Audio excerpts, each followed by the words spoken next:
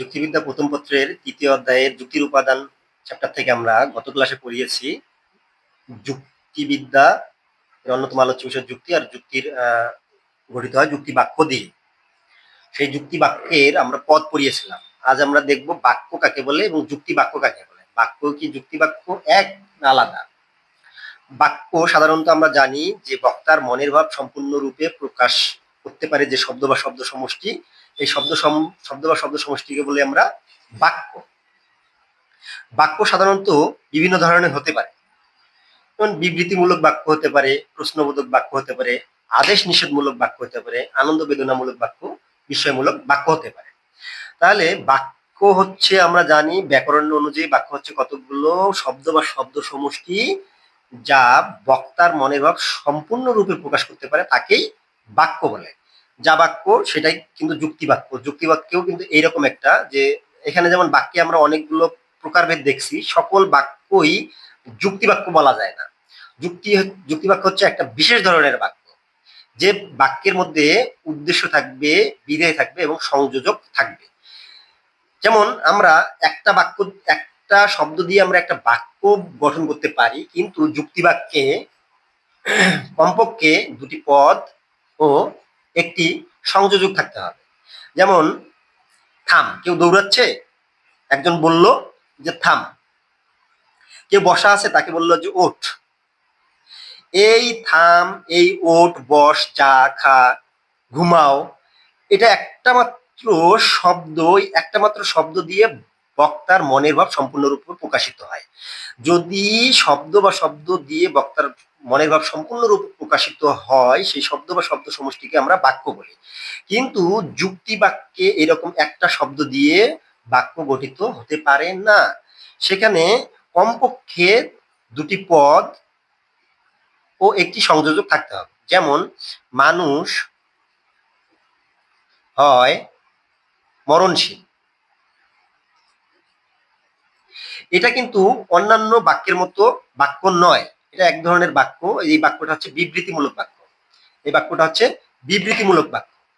বিবৃতিমূলক বাক্য কি? যা কোনো কিছু বর্ণনা করে। এটা বাক্যের বক্তার মনের ভাব প্রকাশ করে বর্ণনার মাধ্যমে। এখানে কিন্তু প্রশ্নবোধক না, এটা আদেশ নিষেধমূলক বাক্য হওয়া যাবে না, আনন্দ বেদনামূলক বিস্ময়মূলক বাক্য হওয়া যাবে না, এটা শুধুমাত্র বর্ণনা করবে। এই ধরনের বাক্যে, বিবৃতিমূলক বাক্যে দুটি পদ থাকবে। আমরা এর আগে আমরা পদ পড়ে আসলাম, যে গত ক্লাসে পদ পড়ে এসেছে কতগুলো শব্দ বা শব্দ সমষ্টি যা যুক্তি বাক্যে উদ্দেশ্য এবং বিধেয় আকারে বসে বা বসার যোগ্যতা রাখে, তাকেই পদ বলা হয়। তাহলে এই যে যুক্তি বাক্যে যে ধরনের এক ধরনের বাক্য, এটা কিন্তু এক ধরনের বাক্য যে বাক্যের মধ্যে উদ্দেশ্য থাকবে, বিধেয় থাকবে। আর এখানে থাকতে হবে আমার সংযোজক। এই যে সংযোজক, উদ্দেশ্য, বিধেয় এবং সংযোজক যদি থাকে যে ধরনের বাক্যে, সেই বাক্যকেই বলবো আমরা যুক্তি বাক্য। তাহলে আমরা দেখতে পাচ্ছি যে সকল বাক্যই যুক্তি বাক্য নয়। সকল বাক্যই যুক্তি বাক্য নয়। যেমন এই যে প্রশ্নবোধক বাক্য, আদেশ নিষেধমূলক বাক্য, আনন্দ বেদনামূলক বিস্ময়মূলক বাক্য যুক্তি বাক্য নয়। কিন্তু সকল যুক্তি বাক্যই বাক্য। এই যে একটা বাক্য, এই বাক্যটা কি ধরনের বাক্য? বিবৃতিমূলক বাক্য। এটা কোথা থেকে আসছে? এই যে বাক্য থেকে আসছে। এই জন্য বলা হয় যে সকল যুক্তি বাক্যই বাক্য। সকল যুক্তি বাক্যই বাক্য, কিন্তু সকল বাক্যই যুক্তি বাক্য নয়। আমাদের যদি কোশ্চেন আসে, যদি এরকম একটা উক্তি দিয়ে থাকে যে সকল বাক্যই যুক্তি বাক্য নয়, সকল যুক্তি বাক্যই বাক্য, আলোচনা করো, তখন আমরা এইভাবে বলবো যে বাক্য হতে গেলে বাক্য বিভিন্ন ধরনের হয়, বিবৃতিমূলক, প্রশ্নবোধক, আদেশ নিষেধমূলক, আনন্দ বেদনামূলক, বিস্ময়মূলক।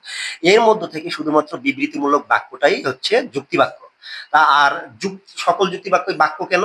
কারণ যুক্তি বাক্য এসেছে বিবৃতিমূলক বাক্য থেকে, এই কারণে বলা হয় সকল যুক্তি বাক্য বাক্য, কিন্তু সকল বাক্যই যুক্তি বাক্য নয়।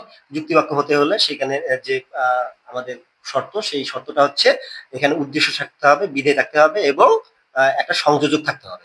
অন্যান্য বাক্যের মধ্যে যেমন প্রশ্নবোধক থাকে, আদেশ নিষেধমূলক থাকে, বিস্ময় সূচক বাক্য থাকে, শব্দ থাকে, কিন্তু যুক্তি বাক্যে এরকম কোনো শব্দ থাকা যাবে না। শুধুমাত্র বর্ণনা করার জন্য উদ্দেশ্য, বিধেয় এবং সংযোজক আকারে থাকলে সেটাকে বলবো আমরা যুক্তি বাক্য।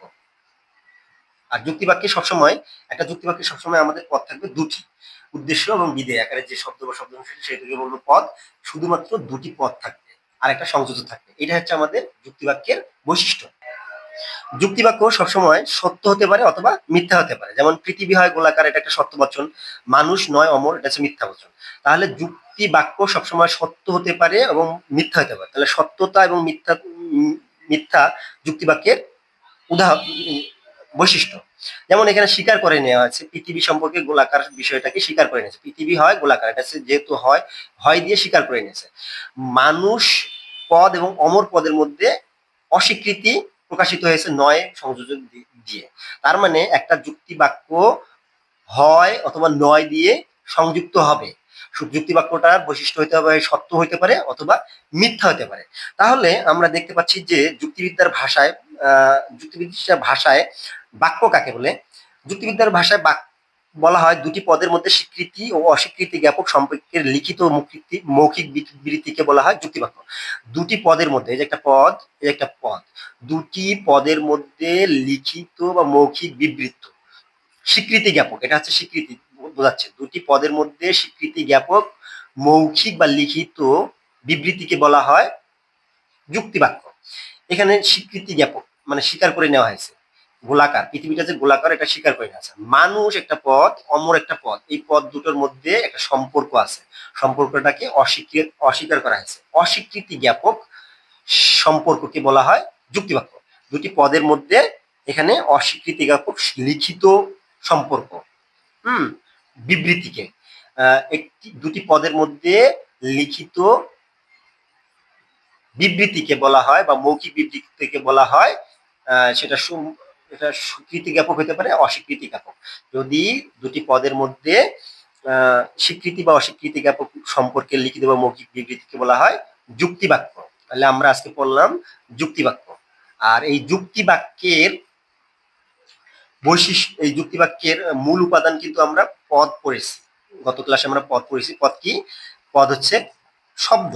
হ্যাঁ, এই শব্দ বা শব্দ সমষ্টি যা যুক্তিবাক্যের মধ্যে ব্যবহৃত হয় উদ্দেশ্য এবং বিধেয় আকারে। যে শব্দ বা শব্দ সমষ্টি একটা যুক্তিবাক্যের উদ্দেশ্য বা বিধেয় আকারে বসে তাকে বলা হয় পদ। পদের সমন্বয়ে গঠিত হয় যুক্তিবাক্য। যুক্তিবাক্যের মাধ্যমেই গঠিত হয় যুক্তি। আর আমরা পড়েছি সকল যুক্তিবাক্যই পদ নয়, না সকল বাক্যই পদ যুক্তিবাক্য নয়, কিন্তু সকল যুক্তিবাক্যই পদ।